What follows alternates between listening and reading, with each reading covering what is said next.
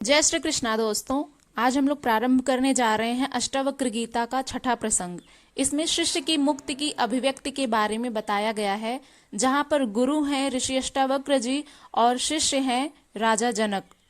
पहले सूत्र में जनक बोलते हैं, आकाश वदनंतो हम घटवत प्राकृतम जगत इति ज्ञानम तथैतस्य न त्यागो न ग्रहो लयः। अर्थात मैं आकाश की भांति अनंत हूँ, यह संसार घड़े की भांति प्रकृतिजन्य है, ऐसा ज्ञान है। इसलिए न इसका त्याग है, न ग्रहण है और न ही इसका लय है। पांचवें प्रसंग में हमने अष्टावक्र जी जनक के आत्मज्ञान से आश्वस्त होकर उन्हें मुक्ति का उपाय बताते हैं, ऐसा जाना था। तो साथ ही गुरु अपने शिष्य की परीक्षा भी लेते जा रहे हैं कि इसे मोक्ष की चाह है या नहीं। यदि चाहना है तो इसका अर्थ है कि अभी मोक्ष हुआ ही नहीं है। जहां कुछ न पाने को है, न छोड़ने को है, न राग है, न विराग है, न आसक्ति है, न विरक्ति, यहाँ तक कि न संसार है और न ही मुक्ति है। चित्त की ऐसी शून्य एवं जागृत अवस्था का नाम ही मोक्ष है। यहाँ पहुंचा हुआ व्यक्ति शुद्ध चैतन्य मात्र रह जाता है। समाधि की स्थिति में जब व्यक्ति शून्यावस्था को प्राप्त हो जाता है, तब उसे ब्रह्मात्मैक्य का बोध हो जाता है।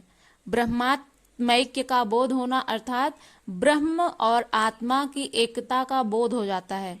जो ब्रह्म है और आत्मा है, जिसे मनुष्य अहंकारवश अलग अलग मानता है, इस प्रकृति से अपना अस्तित्व ही अलग मान बैठता है।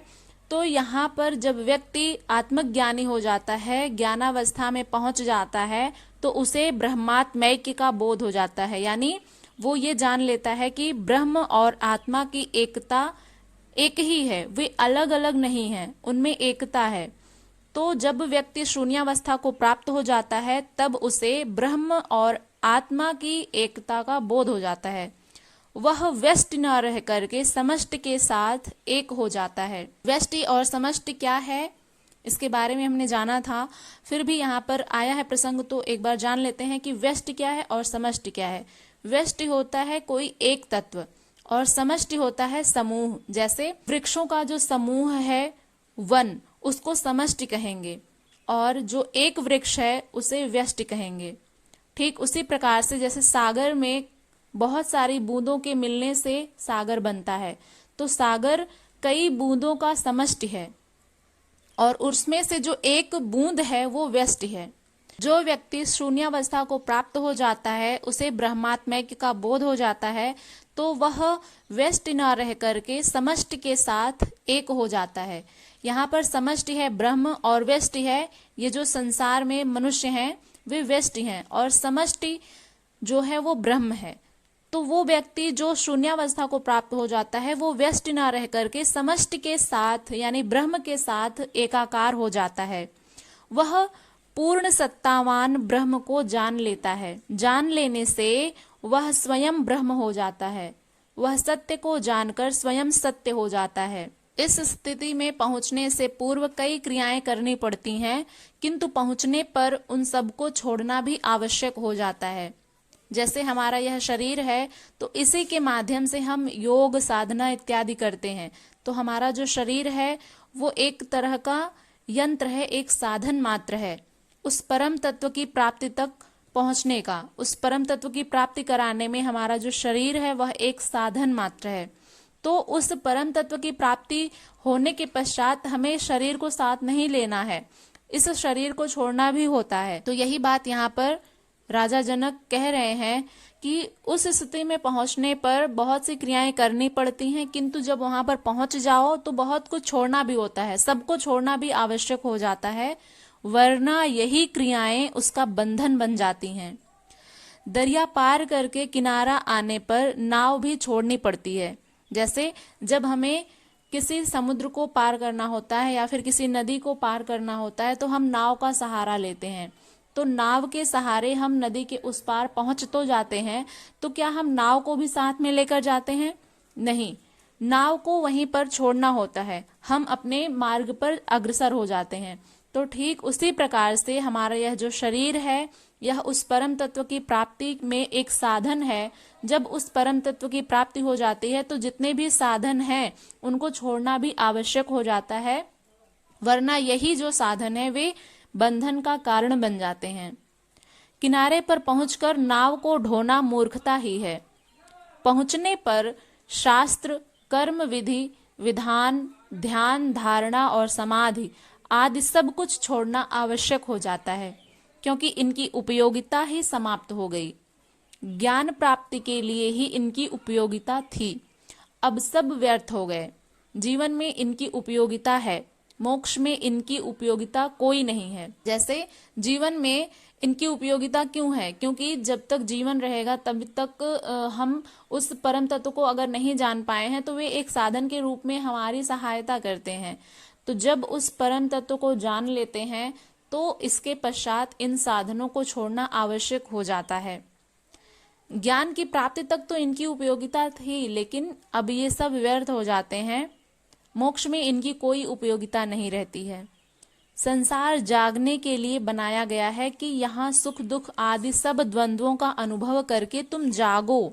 ऐसा नहीं है कि इसी में ही उलझे रह जाओ और यह जो मानव शरीर मिला है यह भी व्यर्थ हो जाए और समझ ही ना पाओ कि तुम्हारा स्वरूप क्या है, तुम आत्म स्वरूप हो।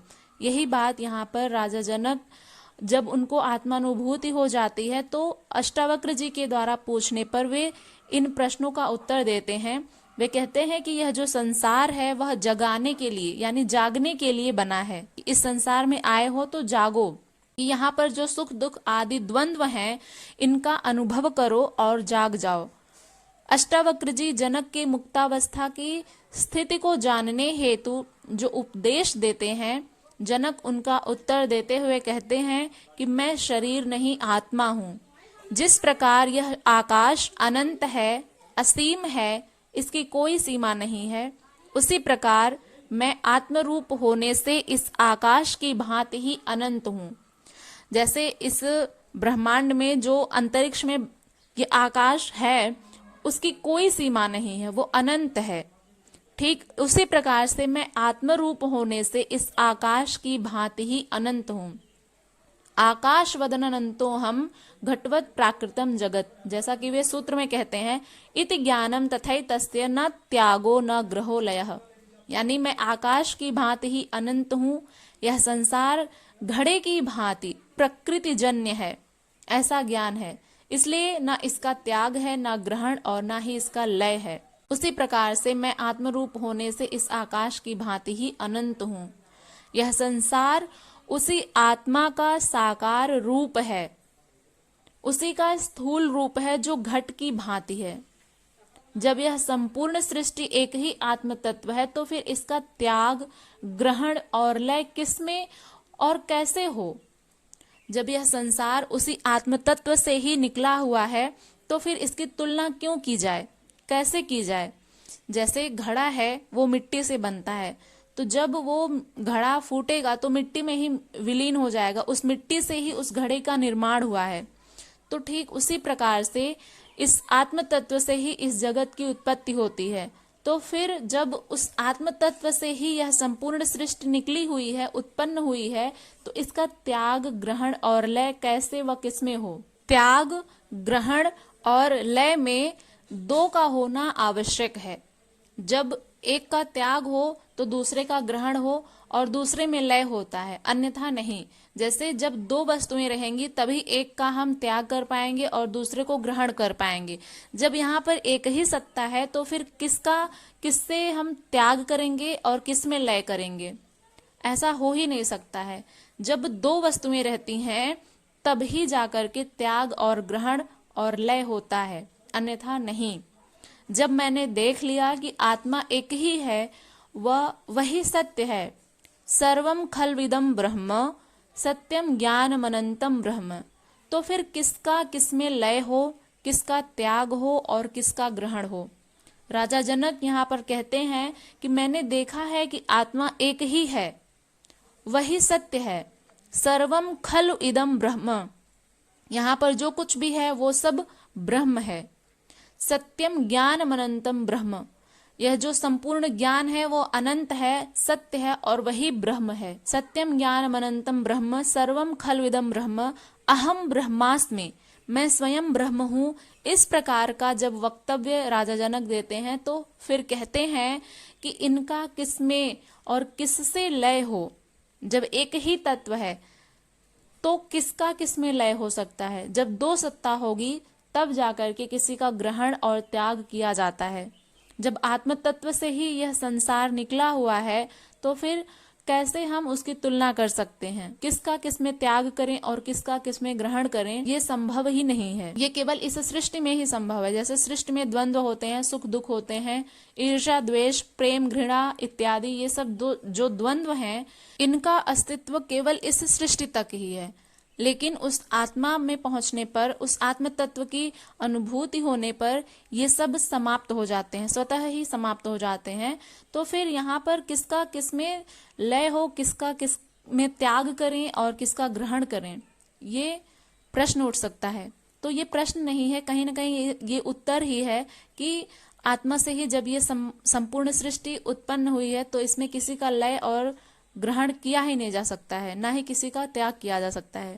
तो आशा करते हैं कि ये श्लोक आपको समझ में आया होगा और इससे आपने क्या सीखा इसके बारे में अपना फीडबैक ज़रूर दीजिएगा। इसे शेयर करिएगा और चैनल पर यदि नए हैं तो सब्सक्राइब करके बेल आइकन को प्रेस कर लीजिएगा ताकि आने वाली हर वीडियो की सूचना आप तक मिलती रहे।